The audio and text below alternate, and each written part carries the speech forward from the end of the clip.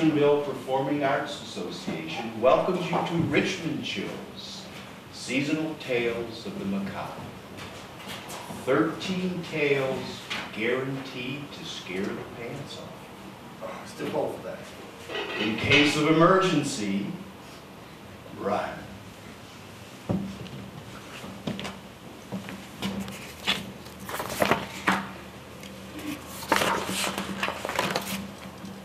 There's a mill upon the hilltop. We will not go inside, for that is where the witches live, where ghosts and goblins hide. Tonight they have their party. All the lights are burning bright. But oh, we will not go inside the haunted mill tonight. The demons there are whirling, and the spirits swirl about. They sing their songs to Halloween. Come join the fun, they shout. But we do not want to go there, so we run with all our might. And oh, we will not go inside that haunted mill tonight.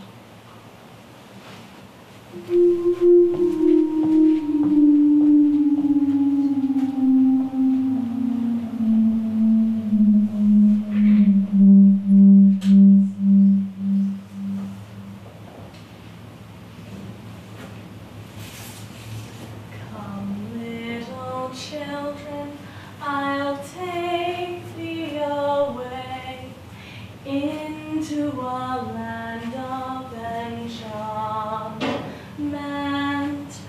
Come, little children, the time's come to play here in my garden of magic.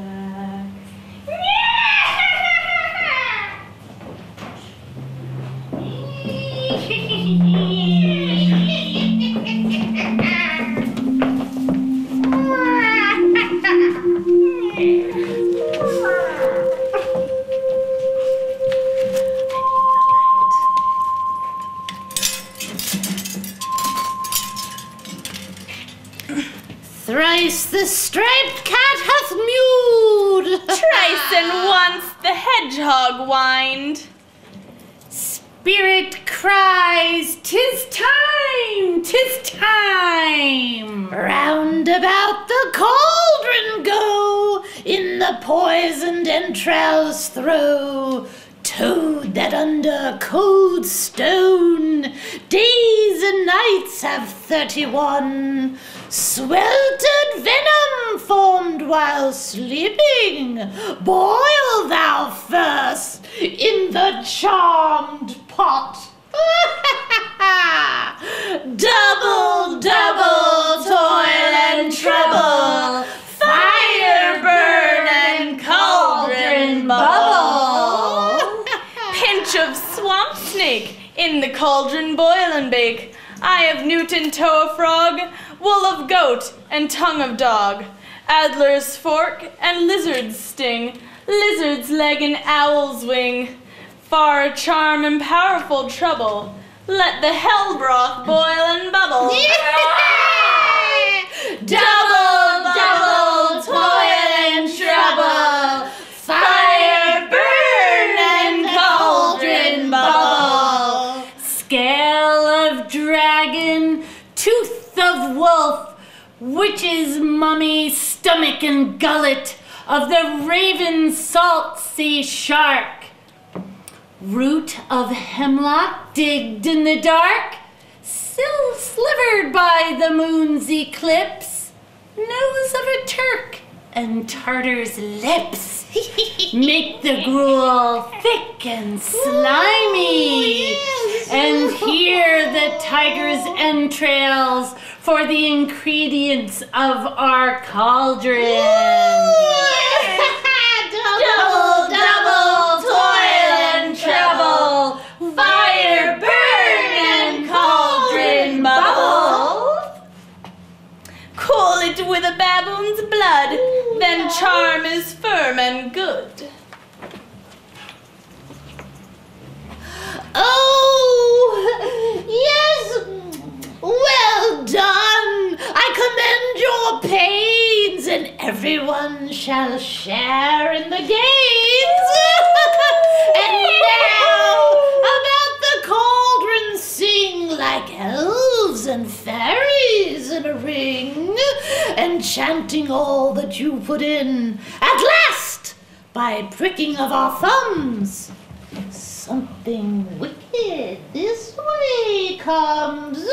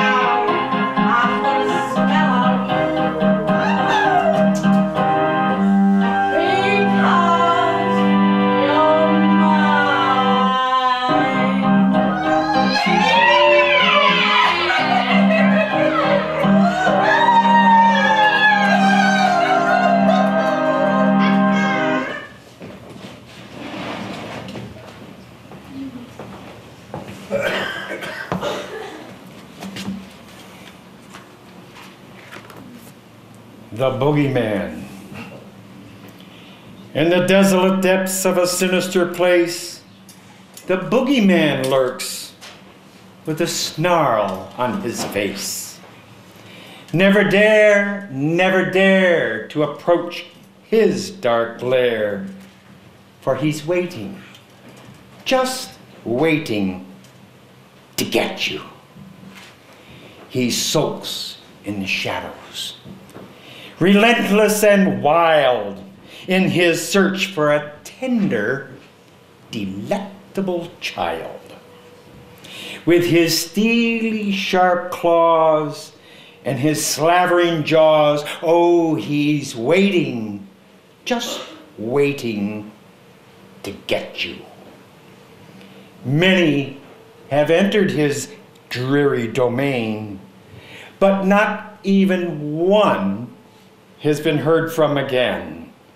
They no doubt made a feast for the butchering beast, and he's waiting, just waiting to get you.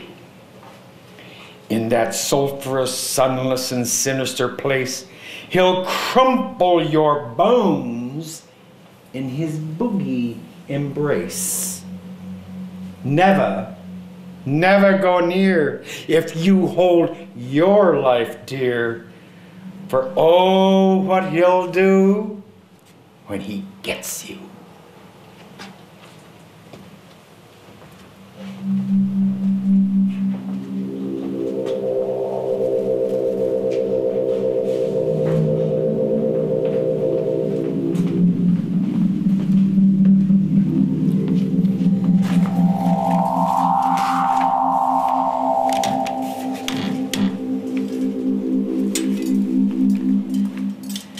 The wind was a torrent of darkness among the gusty trees.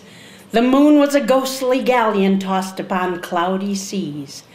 The road was a ribbon of moonlight over the purple moor, and the highwayman came riding, riding, riding. The highwayman came riding up to the old inn door. He'd a French cocked hat on his forehead, a bunch of lace at his chin, a coat of the claret velvet, and breeches of brown doe skin. They fitted with never a wrinkle, his boots were up to his thigh, and he rode with a jeweled twinkle, his pistol butts a twinkle, his rapier hilt a twinkle under the jeweled sky. Over the cobbles he clattered and clashed in the dark inn yard, and he tapped with his whip on the shutters, but all was locked and barred. He whistled a tune to the window, and who should be waiting there but the landlord's black-eyed daughter, Bess, the landlord's daughter, plaiting a dark red love net into her long black hair. And dark in the dark old inn yard a stable wicket creaked, where Tim the ostler listened. His face was white and peaked. His eyes were hollows of sadness, his hair like moldy hay. But he loved the landlord's daughter, the landlord's red-lipped daughter.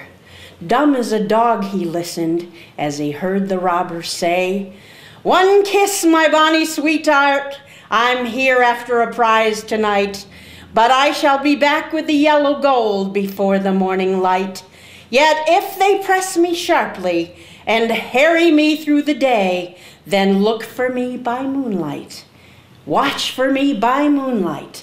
I'll come to thee by moonlight, though hell should bar the way." He rose upright in the stirrups. He scarce could reach her hand, but she loosened her hair in the casement. His face burnt like a brand. As the black cascade of perfume came tumbling over his breast, and he kissed its waves in the moonlight, oh, sweet black waves in the moonlight, then he tugged at his rein in the moonlight and galloped away to the west. He did not come in the dawning. He did not come at noon. And out of the tawny sunset before the rise of the moon, when the road was a gypsy's ribbon looping the purple moor, a red-coat troop came marching, marching, marching. King George's men came marching up to the old inn door. They said no word to the landlord. They drank his ale instead. But they gagged his daughter and bound her to the foot of her narrow bed. Two of them knelt at her casement with muskets at their side. There was death at every window, and hell at one dark window, for Beth could see through her casement the road that he would ride. They had tied her up to a tench with many a sniggering jest. They had bound a musket beside her with the barrel beneath her breast. "Now keep wood watch," and they kissed her. She heard the dead man say, "Look for me by moonlight. Watch for me by moonlight. I'll come to thee by moonlight, though hell should bar the way." She twisted her hands behind her, but all the knots held good. She writhed her hands till her fingers were wet with sweat or blood. They stretched and strained in the darkness, and the hours crawled by like years, till now on the stroke of moonlight, cold on the stroke of moonlight, the tip of one finger touched it. The trigger at last was hers. The tip of one finger touched it. She strove no more for the rest. Up she stood up to attention with the barrel beneath her breast. She would not risk their hearing. She would not strive again, for the road lay bare in the moonlight, blank and bare in the moonlight, and the blood of her veins in the moonlight throbbed to her love's refrain. Tlot, tlot, tlot. Had they heard it? The horse hooves ringing clear? Thot, flot, flot in the distance. Were they deaf? Did not hear? Down the ribbon of moonlight over the brow of the hill, the highwayman came riding, riding, riding. The redcoats looked to their priming. She stood up straight and still. Tlot, tlot in the frosty silence. Tlot, tlot in the echoing night. Near her he came and nearer. Her face was like a light. Her eyes grew wide for a moment. She drew one last deep breath. Then her finger moved in the moonlight. Her musket shattered the moonlight, shattered her breast in the moonlight, and warned him with her death. He turned.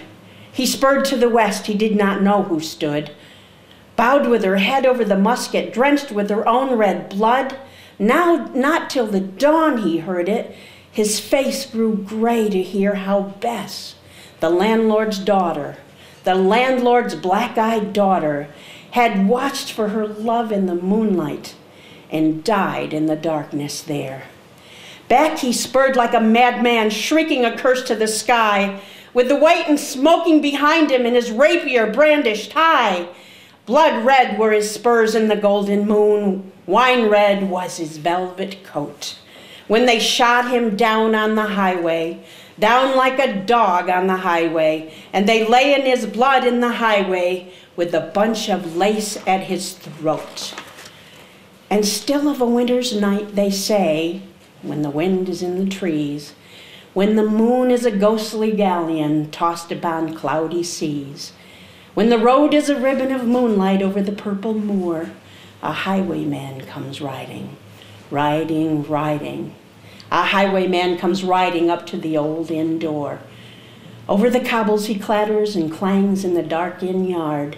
He taps with his whip on the shutters, but all is locked and barred. He whistles a tune to the window, and who should be waiting there but the landlord's black-eyed daughter, Bess, the landlord's daughter, plaiting a dark red love knot into her long black hair.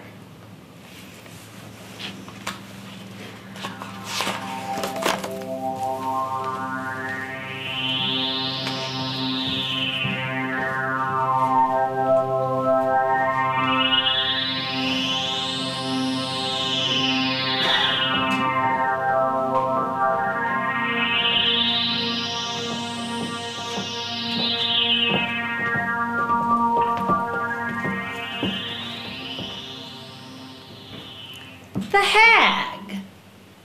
The hag is astride this night for a ride, the devil and she together. Through thick and through thin, now out and then in, though ne'er the so foul be the weather. A thorn or a burr she takes for the spur, with a lash of the bramble she rides now, through brakes and through briars, or ditches and mires, she follows the spirit that guides now.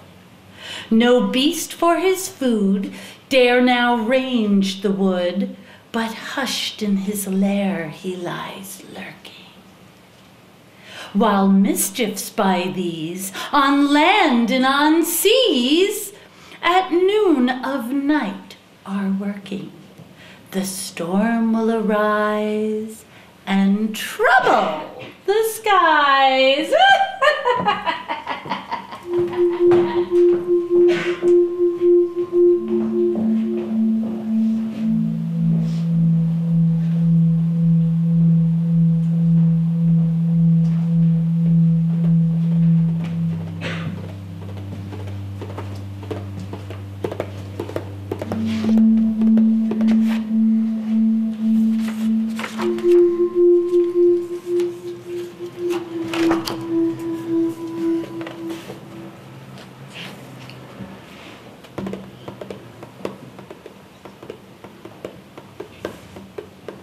The headless horseman rides tonight through stark and starless skies, shattering the silence with his otherworldly cries. He races through the darkness on his alabaster steed.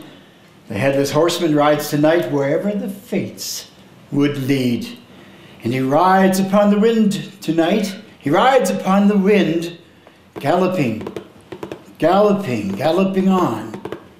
Out of the great oblivion, galloping till the night is gone, he rides upon the wind tonight. He rides upon the wind. The headless horseman rides tonight, beggared in robes of black, to bring a being from the earth, never to bring him back. He's evil, he's foul, and bottoming with laughter on his breath. The headless horseman rides tonight, the minister of death. And he rides upon the wind tonight, he rides upon the wind, galloping, galloping, galloping on out of the great oblivion, galloping till the night is gone. He rides upon the wind tonight, he rides upon the wind. The headless horseman rides tonight, he rides the wind alone. Beneath his arm he tightly tucks his head of gleaming bone. His voice is harsh and hollow. It's horrible to hear. The headless horseman rides tonight.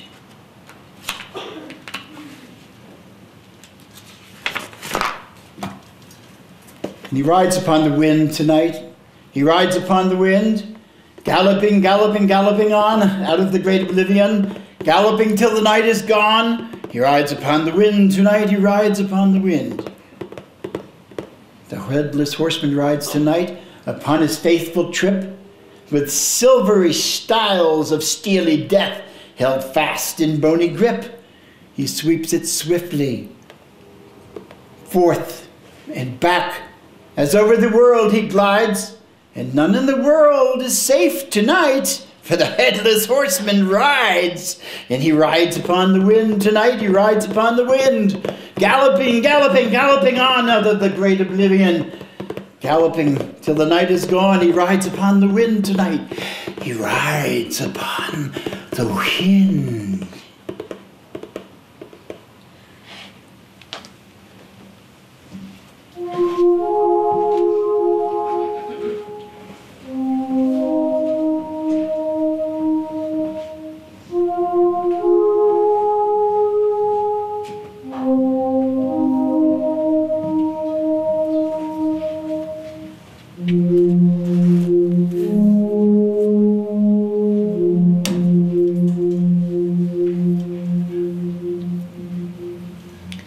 Upon your bed you sleep in pain, for nightmares swirl within your brain.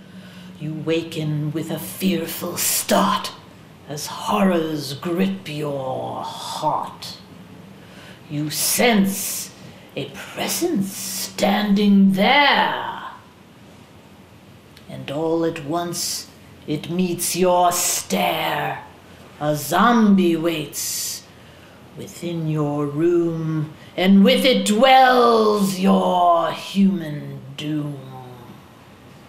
And you shiver, and you scream, and you hope it's all a dream, as the zombie nears your bed. The zombie, spawn of voodoo's charms, has come to take you in its arms. It longs to crush, it yearns to clutch, and lethal is its touch. It does not live, yet is not dead. 2 sockets burn within its head. It does not see, it does not hear, it does not heed any human fear. And you shiver, and you scream, and you hope it's all a dream, as a zombie nears your bed. Closer, closer, closer to your bed. Closer comes the thing undead. It nears you at a steady pace, and oh, its awful, gruesome face! Closer, closer, closer still, the zombie nears with icy will. Its face remains expressionless as you feel its cold caress. And you shiver and you scream, for now you know it's not a dream, as the zombie nears your bed.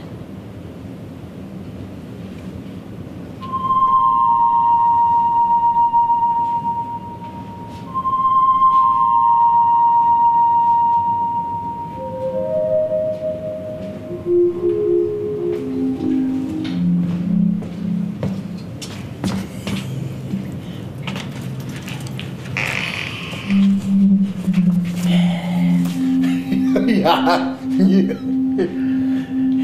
gruesome ghoul, the grisly ghoul, without the slightest noise, waits patiently beside the school to feast on girls and boys. He lunges fiercely through the air as they come out to play, then grabs a couple by the hair and drags them far away. He cracks their bones and snaps their backs and squeezes out their lungs and chews them, chews their thumbs like candy snacks. He pulls apart their tongues. He slices their stomachs and bites their hearts out and tears their flesh to shreds. Swallows their toes like toasted tarts and gobbles down their heads. Fingers, elbows, hands, knees, and arms, and legs, and feet. He eats them with delight and ease, for every part's a treat. And when the gruesome grisly ghoul has nothing left to chew, he hurries to another school and waits, perhaps for you.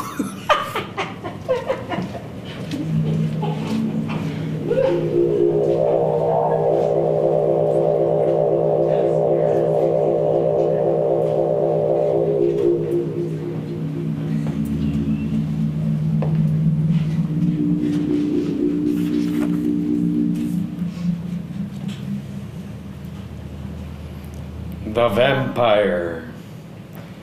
The night is still and somber, and in the murky gloom, arisen from his slumber, the vampire leaves his tomb. His eyes are pools of fire, his skin is icy white, and blood his one desire, this full-begotten night. Then through the silent city he makes his silent way, prepared to take no pity upon his hapless prey. An open window beckons, he grins a hungry grin, and pausing not 1 second, he swiftly climbs within. And there, beneath her covers, his victim lies in sleep. With fangs agleam he hovers, and with those fangs bites deep. The vampire drinks till sated. He fills his every pore, and then, his thirst abated, licks clean the dripping gore. With powers now replenished, his thirst no longer burns. His quest this night is finished, so to his tomb he turns. And there, a while in silence, he'll rest beneath the mud, until, with thoughts of violence, he wakes and utters, "Blood."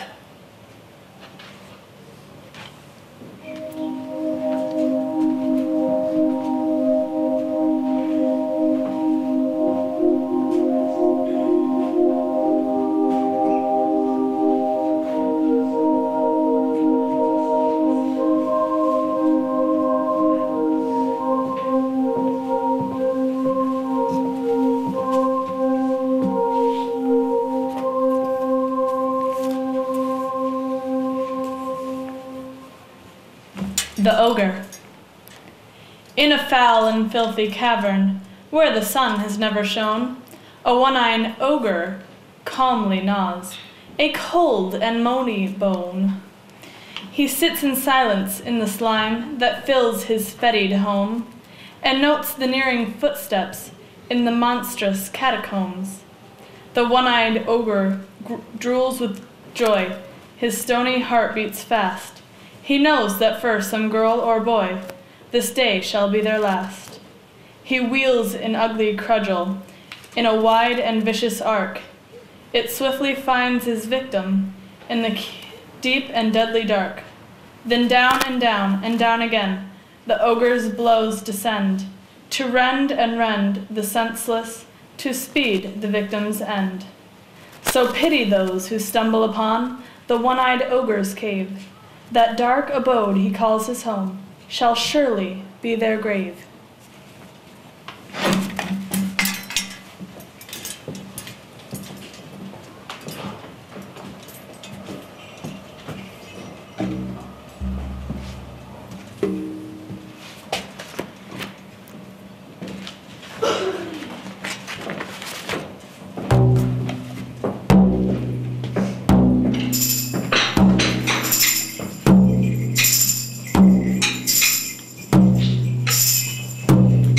In a snow-enshrouded graveyard, gripped by winter's bitter chill, not a single soul is stirring. All is silent, all is still, till a distant bell tolls midnight and the spirits work their will.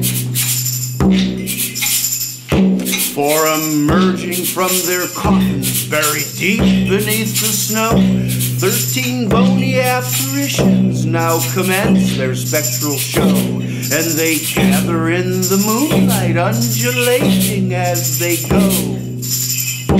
And they'll dance in their bones, in their bare, bare bones, with the click and the clack and the chitter and the chat and the clatter and the chatter of their bare, bare bones.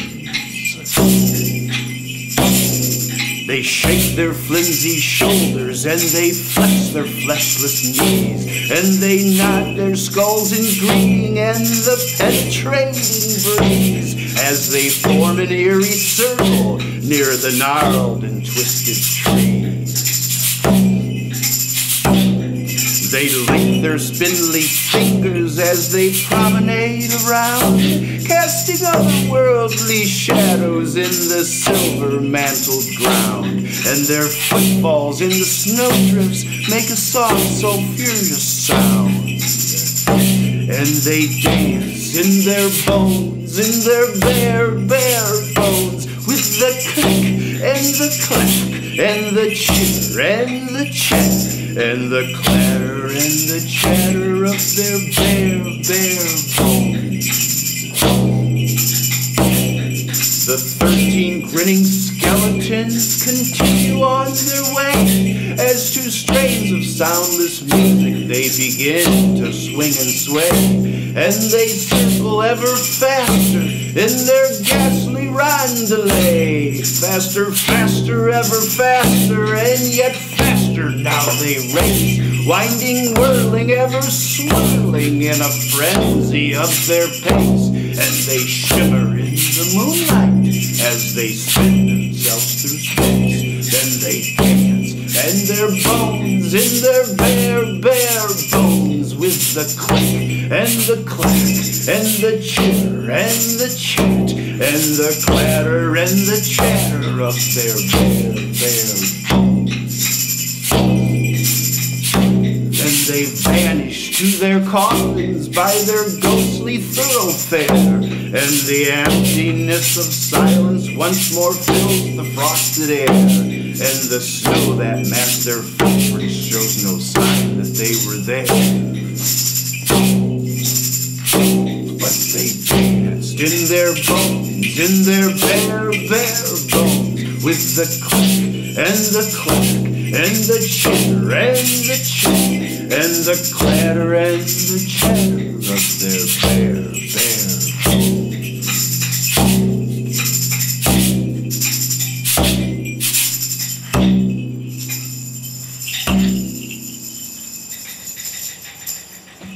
Thank you for coming, everybody. Good night.